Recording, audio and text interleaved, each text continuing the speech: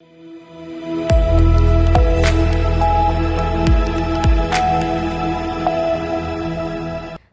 मैं हूं रत्ना और आप देख रहे हैं सी न्यूज़ भारत। वक्त हो गया मध्य प्रदेश बुलेटिन का। बात होगी आगर मालवा की, जहां कलयुगी मां की ममता हुई शर्मसार।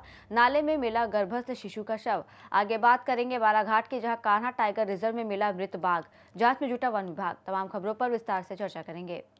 आगर मालवा जिले के सुसनेर तहसील में इंसानियत को शर्मसार कर देने वाला एक मामला सामने आया, जहां एक गर्भस्थ शिशु का शव मिलने से पूरे इलाके में हड़कंप मच गया। नरबदिया नाले पर जब रहवासियों की नजर पड़ी तो देखते ही देखते वहां लोगों का हुजूम उमड़ पड़ा। सबके मन में सवाल उठता रहा कि आखिर कौन है वो पत्थर दिल मां जिसने अपने कलेजे के टुकड़े को इस तरह लावारिस फेंक दिया। मामले की गंभीरता को देखते हुए टीआई अक्षय सिंह बेस तत्काल पुलिस बल के साथ मौके पर पहुंचे। पुलिस ने गर्भस्थ शिशु के शव को कब्जे में लेकर पोस्टमार्टम के लिए सिविल अस्पताल भेजा। फिलहाल पुलिस मर्ग कायम कर मामले की जांच में जुट गई है। आगरमालवा से सी न्यूज़ संवाददाता अर्श अहमद कुरैशी की रिपोर्ट। जिले के विश्व प्रसिद्ध कान्हा टाइगर रिजर्व से एक बड़ी खबर सामने आई है, जहां एक मादा बाघ के मृत मिलने से वन विभाग में हड़कंप मच गया है। हालांकि शुरुआती जांच में इस मौत के पीछे बाघों के बीच टेरिटोरियल फाइट की आशंका जताई जा रही है, लेकिन सवाल ये है कि क्या सिर्फ प्राकृतिक संघर्ष है या इसके पीछे कोई और राज छिपा है।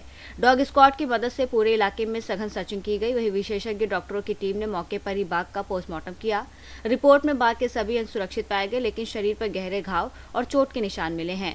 वहीं एक्सपर्ट्स के अनुसार प्रथम दृष्टया मामला बाघों के बीच आपसी संघर्ष का लग रहा है, यानी इलाके पर कब्जे को लेकर कोई खूनी लड़ाई हुई। पूरी प्रक्रिया के तहत वरिष्ठ अधिकारियों और जनप्रतिनिधियों की मौजूदगी में बाघ के शव का दाह संस्कार कर दिया गया। फिलहाल इस मामले में वन अपराध का प्रकरण दर्ज कर लिया गया है और जांच जारी है। लेकिन बड़ा सवाल यही है कि क्या कान्हा के जंगल में बढ़ती बाघों की संख्या अब उनके लिए ही खतरा बनती जा रही है या फिर इस मौत के पीछे कोई और साजिश छिपी है।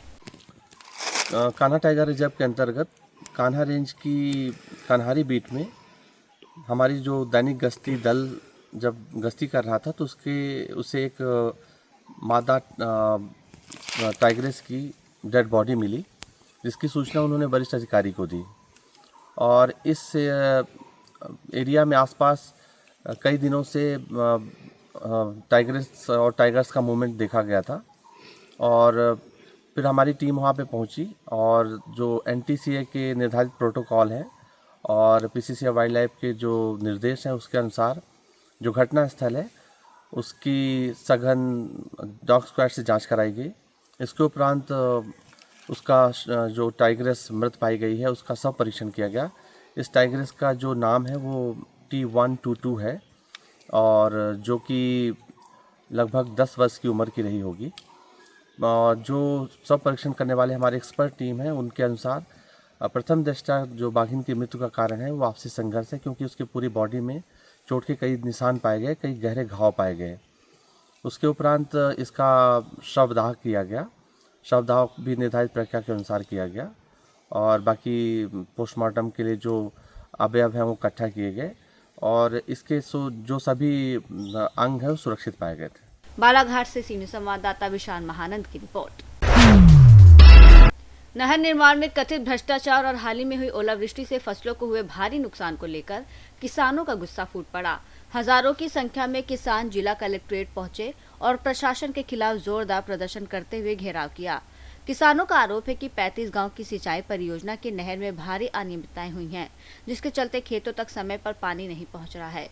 इससे पहले ही फसलें प्रभावित थी, वहीं ओलावृष्टि ने बची कुची फसल भी पूरी तरह बर्बाद कर दी, जिससे किसान आर्थिक संकट में आ गए हैं। किसानों ने चेतावनी दी है कि यदि जल्द ही फसल नुकसान का सही सर्वे कर उचित मुआवजा नहीं दिया गया और नहर परियोजना में हुए भ्रष्टाचार की निष्पक्ष जांच नहीं कराई गई तो आंदोलन को और उग्र किया जाएगा। किसानों ने प्रशासन को ज्ञापन सौंपते हुए मुआवजा, सिंचाई व्यवस्था में सुधार और अन्य समस्याओं के समाधान की मांग रखी। इस दौरान आसपास के गांव से बड़ी संख्या में किसान मौजूद रहे और उन्होंने अपनी बात मजबूती से प्रशासन के सामने रखी। श्योपुर से सी न्यूज़ संवाददाता जितेंद्र की रिपोर्ट।